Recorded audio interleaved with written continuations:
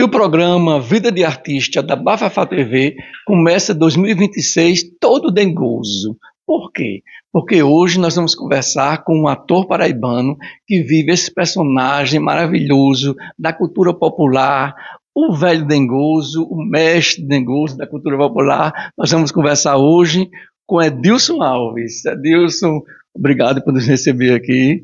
É um prazer estar com você. Que é isso, é um prazer. Vamos conversar sobre dengoso e outras histórias também.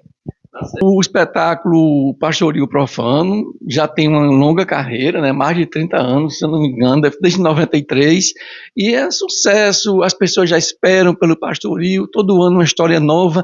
De onde é que vem tanta criatividade? Como é que vocês criam a cada ano um Pastoril diferente? É interessante isso, porque realmente a gente fica preocupado com isso, que o público já fica esperando. Parece que criou, tipo assim,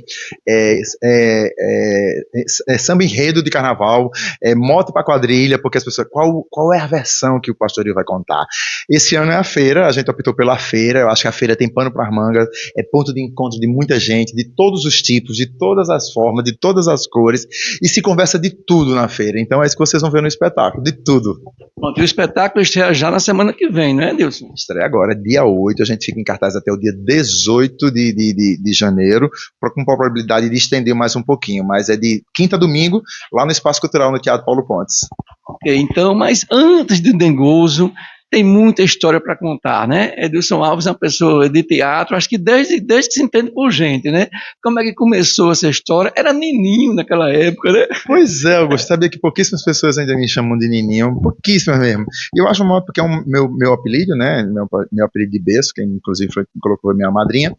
E eu comecei exatamente com meus 15 anos, eu considero isso a data do início de tudo, porque eu trabalhava com animação de festa, quer dizer, fui convidado para trabalhar com animação de festas na cidade, pela atriz Mônica Macedo, que já trabalhava com animação de festa, a partner dela desistiu, ela me chamou, eu disse, mas eu nunca fiz, mas bora.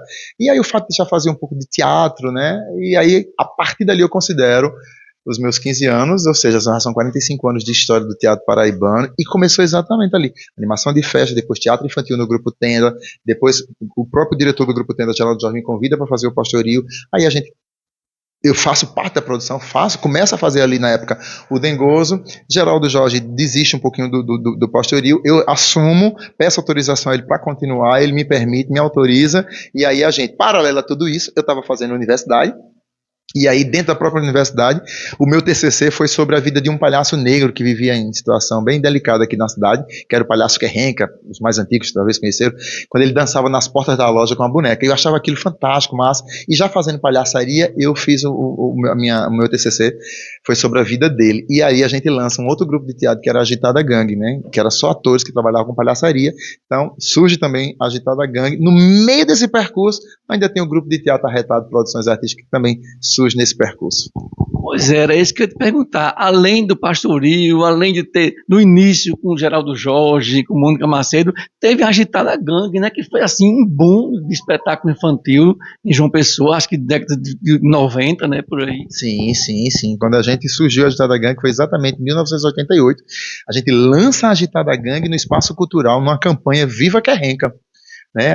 Todo mundo ator, todo mundo palhaço de animação de festa, palhaço profissional, e a gente resolve criar esse grupo depois de uma turnê que a gente tinha recebido o convite da Funarte. A gente trabalhava no espetáculo infantil que ainda não era Agitada Gangue, era pelo grupo Moca, a convite de Marcos Veloso, que era o Mundo do Faz de Conta. E aí a gente montou esse espetáculo com direção do Marcos Veloso e a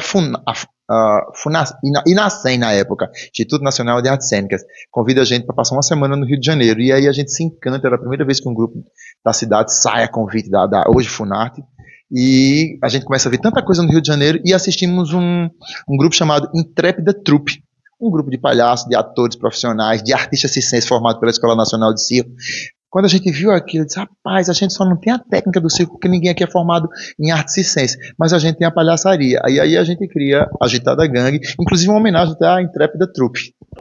E aí a Agitada Gangue, muitos prêmios na Paraíba, em festivais por todo o Brasil, e também você, fugindo um pouco dessa seara da palhaçaria, do trabalho infantil, teve um espetáculo também muito premiado com Eliezer, não é? Que foi... Qual o nome? Nasce Cabra da Peste. Esse espetáculo é um divisor de águas na minha vida, inclusive, acho que na própria vida da Agitada Gangue, na vida do próprio da Venceslau, da Madalena Scioli. Foi um espetáculo que ficou em cartaz 22 anos. E por onde a gente passava nos festivais, na época, muito festival competitivo ainda, outros mostram, mas a gente sempre saía de lá muito premiado. Melhor direção, melhor ator, melhor atriz, uma hora Dadá, uma hora eu, né, uma hora melhor ator coadjuvante, uma hora melhor ator, figurino, cenário. Era um espetáculo realmente, assim, marco do teatro paraibano. Isso é indiscutível, junto com o Valda Sara Palha também. Então, mas era um espetáculo que nos deu muita história. Uma turnê em Portugal, 2 meses em Portugal, uma turnê no Festival Internacional de Mindelo, no Cabo Verde, na África. Eu acho que dos 23 estados e a capital federal, acho que a gente só não passou em 2. Mas 21 estados esse espetáculo passou, e por onde passou, ou fazendo circulação, ou fazendo festival, a gente saiu de lá premiado. Premiado pelo prêmio de ganhar um festival, e premiado também por circular, em apresentar e mostrar essa cultura tão nossa, tão regional, com a direção assim exemplar do nosso saudoso Eliezer. E foi muito bom, foi um divisor de águas. O Cabra da Peste, você experimentou uma outra linguagem, né, teatral. Isso te levou, assim, ao cinema? Tu tem alguma experiência com cinema, com televisão, ou tem alguma expectativa disso? Sim, eu considero muito que eu sou ator de teatro, né, sou diretor de teatro, mas o cinema me fascina, assim. Tem até troféus aqui de prêmio de ator, num filme de De Leon Souto, um curta, O Vendedor de Coisas, eu trouxe o prêmio de melhor ator. Eu costumo dizer que no cinema, Augusto, eu não faço gol, eu bato na trave. Por quê?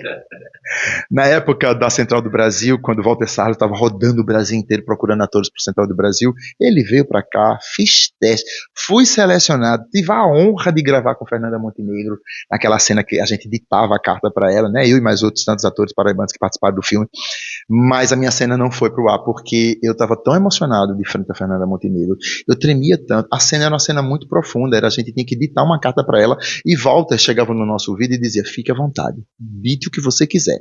E aí, claro, diante daquela mulher na minha frente, eu sempre tremia, eu fui contar uma história minha, e aí eu me emocionei demais, chorei demais, ele voltava, dizia, menos, Edilson, menos, tem muita emoção aí, diminua, enfim, eu acho que foi por causa da emoção exagerada que a cena não foi pro filme. Bacurau, os diretores vieram para cá, fizeram o teste, passei no primeiro teste, passei no segundo teste, na entrevista com o diretor, ele optou por outro ator, não vou citar o nome, mas mais uma vez eu chegava na porta, né, e não fazia o gol. E outros. Mas aí claro, tem muita experiência com curtas, né, fiz longa com Eliezer, fiz Canta Maria com Vanessa Giacomo, fiz outros curtas. Agora, recentemente, gravei um outro longa, Vizinho,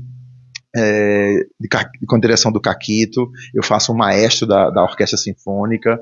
A minha experiência com o cinema é muito gostosa também. Certo. Eu vi algumas coisas nos bastidores da internet, posso dizer assim, nos bastidores da internet, que você viajou ao Rio de Janeiro recentemente, esteve lá pela Globo. O que é que pode sair daí? Tem alguma surpresa? Vem alguma surpresa por aí? Infelizmente essa pergunta eu não vou poder responder, porque eu assinei um contrato de confidencialidade e não posso dizer nada. Mas quem sabe, né? Se não vem coisas boas por aí também, mais coisas boas. Mas realmente eu fiquei proibido de falar qualquer coisa, infelizmente. Então fica no ar, tá no ar, né? Vamos aguardar. É um bafafá. É um bafafá. Alguns dos muitos outros troféus que ele tem por aí, guardados, viu? Aqui não são todos.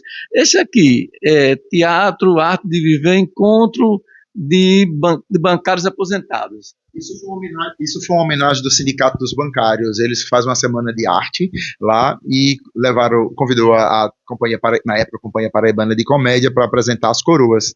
E aí eles me homenagearam, né, uma pessoa do teatro.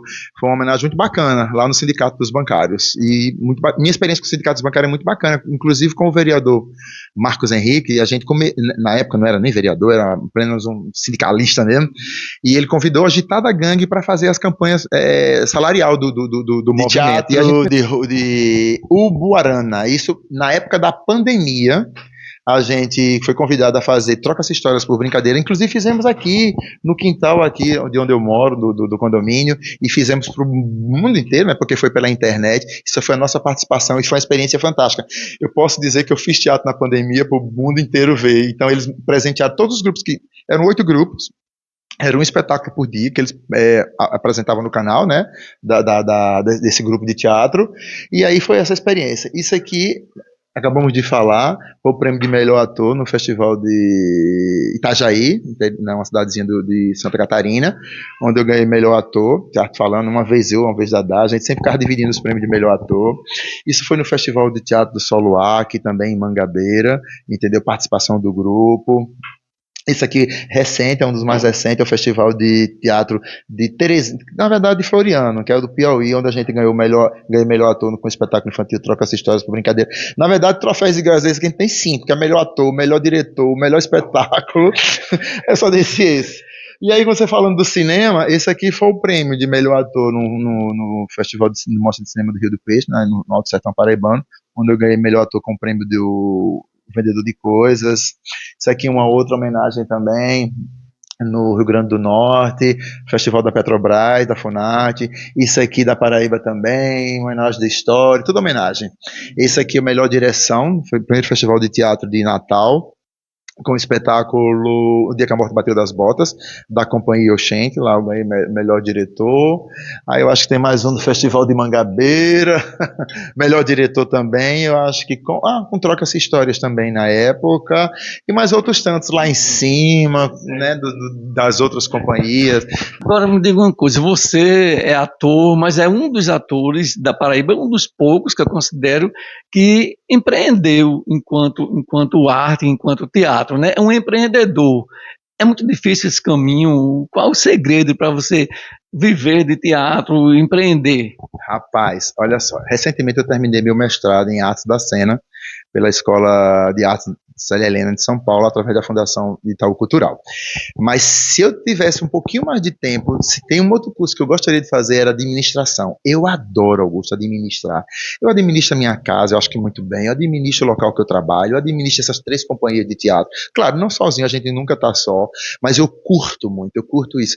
E talvez eu tenha enveredado por essa coisa do empreendedorismo por gostar muito de administrar, seja até a minha roupa, o meu calçado, o meu carro, eu curto isso, arrumar a casa, botar as coisas no lugar, ter responsabilidade, compromisso, e eu exijo isso muito de quem está comigo, seja nas minhas companhias de teatro, seja no meu local de trabalho, seja em casa, eu exijo muito, talvez eu sou muito chato nesse sentido da disciplina, e eu acho que a disciplina me ajudou muito de renda a isso. Então, empreender, na época, o grupo de teatro Arretado Produções, nós compramos uma casa no centro histórico, por muito tempo foi uma casa de aluguel de fantasias, enveredamos para isso, depois a casa sofreu um incêndio, hoje é a nossa sede de grupo de teatro, onde a gente oferece oficinas, workshops, mas é a base do Grupo Arretado Produções, e claro, em parceria com a Agitada Gangue, e com a Trupe de Humor da Paraíba, que são os grupos que eu administro.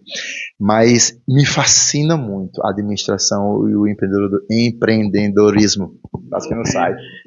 Então, no seu trabalho, você trabalha no NTU, né? Isso. Núcleo de Teatro Universitário da UFPB.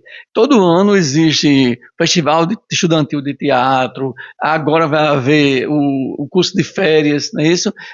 Administrar, isso já é um outro tipo de administração, né? Você trabalha a administração do seu lado pessoal, né? Da sua arte, e também a administração pública. Também. Eu nunca fui para um psicólogo, mas eu acho que já é uma doença. Eu acho que já é uma doença, porque eu nasci no dia 1º de maio, dia do trabalho, e parece que isso está impregnado em mim, sabe? Até em casa, quando eu estou sem fazer nada, eu estou procurando coisa velha para rasgar ou para jogar fora. Como dizia minha mãe, eu acho que eu tenho um faniquito de não estar parado, de estar toda hora produzindo. E administrar o NTU, eu estou lá como vice-coordenador, administrar o NTU, eu estou lá há 40 anos. Inclusive, o meu trabalho do mestrado foi os 44 anos da história do NTU, do Núcleo de Teatro da Universidade Federal da Paraíba. Então, administrar aquilo ali é a minha segunda casa, mas é muito prazeroso, porque o mesmo prazer que eu sinto em administrar o meu grupo de teatro, ou os grupos de teatro dos quais eu trabalho, eu sinto maior tesão e prazer também em estar no NTU, em administrar o NTU.